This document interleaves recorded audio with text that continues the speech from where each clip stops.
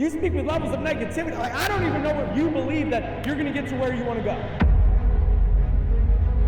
Your team will never outcommit your level of commitment. Your team will never be more committed than you. And so I think a lot of us, we have people in our organization, we're like, why won't they go all in? And it's because they see you not going all in. They see you not full time. They see you not banking on this. If everything's as good as you say it is, how come you're part-time? If everything is as good as you think it is, how come you're not giving this your best? If this is as good as you think this is, how come you're not telling the world about it? So we're like, Matt, how come you guys recruited 13,000 people in the last 10 months? How come? It's because I know in my heart that there is nothing better than this. Well, that's the Rose quote, that most men live lives of quiet desperation.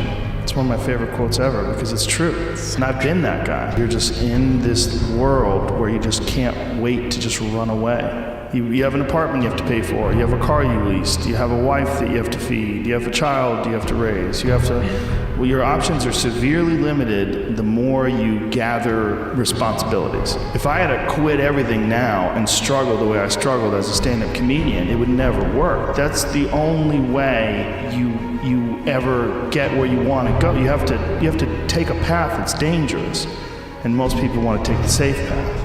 And the safe path leaves you stuck in quiet desperation. The way you can change is you have to put aside enough money to give yourself a window.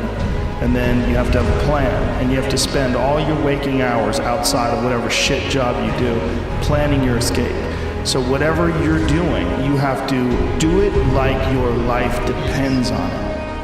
Real people who have built real things in real life have a dark side. People who are great have positive motivation. I want to become this. I want to build this. I want to do this. And these reasons have to be outside of self to be big enough to get everybody else to help you do it. You want to know why your beliefs not changing? Because you have the same record playing in your head every day about how today's going to go. Every day I feel like eating. Every day I feel like giving my wife the best life. Every single day of my life I feel like giving 120. Every single day. It's because I'm counting on me. My wife's counting on me. I don't have days to waste. But it all came from the belief.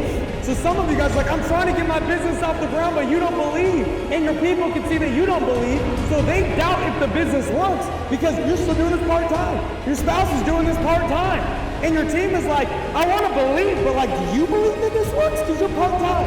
Like, hey, listen, I want to believe that this works, but you speak with levels of doubt and uncertainty. You speak with levels of negativity. Like, I don't even know if you believe that you're going to get to where you want to go. And so then they look at your belief, and it's influencing them to not believe in the business. Goes back to the certainty comment. See how everything kind of builds up on each other? Influences, they believe that you believe what you're saying. And you don't need, this is what most people do. Most people are like, if I see it, then I'll believe it. But that's not how faith works, does it? Faith is, I'm gonna believe it even though I haven't seen it. And the best part about this business though is, I don't know how somebody doesn't operate with faith because there's so many people that you are seeing do it. So if you're operating with any doubt, it's not because the business is a variable, it's because you are.